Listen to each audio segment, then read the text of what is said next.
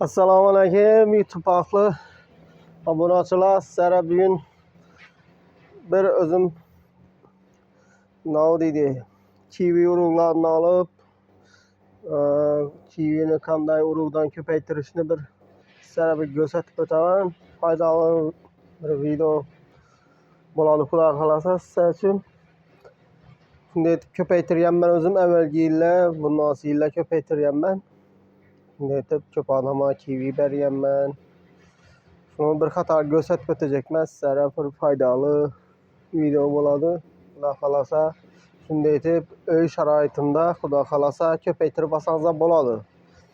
Masalan, kivini 1 kilo, 2 kilo dumya bozorlarda satışa ne deydi onu? Boşa qalgan kivilar bor-ku, biroq kivilar. Shularni olib urug'ini olsangiz ham bo'ladi. Arzon bahoda 5.000 so'm, 10.000 so'm berib beradilar uni.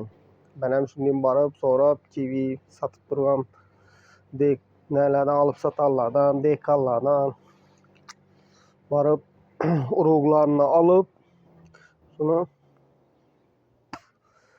ko'paytirish usullarini ko'rsatib o'taman hozir. Bu videomuz foydali olsa abone bo'lib, like bosib qo'yasiz. Yine hozir ko'rsatib o'tamiz. Yine evvelden ko'kartirib qo'ygan urug'larimiz bor edi. Shularni ko'rsatib o'tamiz. Yine bir qator bumaga, to'lotli bumaga olsam bo'ladi, salpetga olsam bo'ladi. Shuni yozasiz. Bir qator urug'larni yozib chiqarsa, suv berasiz.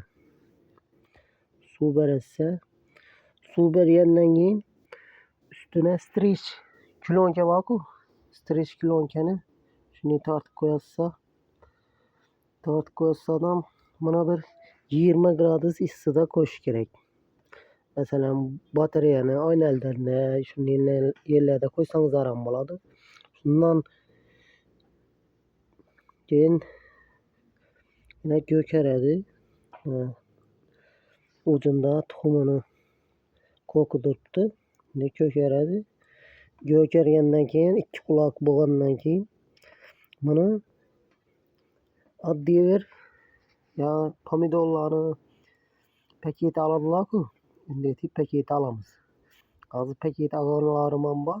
Shularni bir qator ko'rsatib o'taman. Hafta bo'ldi bularni. Hozir yine o'zimizni teplitsada, parnikda shunday etib ko'pmiz. Paketi birma-bir olasiz. Birma-bir olib ko'chirasiz bularni. Günde bir qator 2 günden, 3 günden bir suv berib tursangiz ham bo'ladi. O'g'itli suv berish kerak. O'g'itli degani dorili suv emas. Nima desam, gummi degan neyimiz bor? O'g'itimiz. Shuni eritib, suv eritib, shundan az-azdan berib turish kerak. 4 günden, 5 günden berib turish kerak. Shunda endi ko'karib ketadi. 3 quloq, 4 quloq bo'lgandan keyin buni olib yerga ko'chirsangiz bo'ladi. Hozir fevral oyi, shu martni 20'laridan keyin, Navro'z bayramidan keyin yerga ko'chiramiz bularni. Shunday xizmatlarimiz kerak bo'lsa, kivi ko'chatlar kerak bo'lsa aytaverasiz. Xohlasangiz ulanganlari bor. Ulanganlar ham bor. Xohlasangiz ulanganni beramiz. Xohlasangiz buni yovvoyi keyin ertang 1 yildan keyin o'zim bilmayman desangiz ham buni eksangiz ham bo'ladi. Ulamasangiz ham 3 yil, tez bo'lsa 3 yilda meva beradi bu. Yo'q, qarashingizga bog'liq bu. Yana o't berishingizga, suvni vaqtida berishingizga bog'liq. Vaqtida suvni vaqtida qarab tursangiz bu 3 yilda meva beradi. Bo'lmasa 4 yil, 5 yilda meva beradi. Yine ben az özüm evvelden ekken kivilerimi gösterip ötemem. Şulan göresse. Yine şu kivi darakları bulayım. Yani şu kivi şu. Evet. Kivi darakları kalasa buralar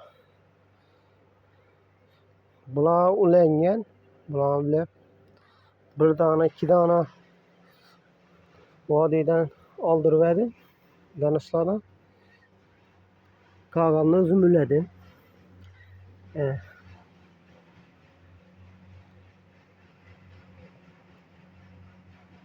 Yine ağzı uruğdan çıkandan gösterme. Evet.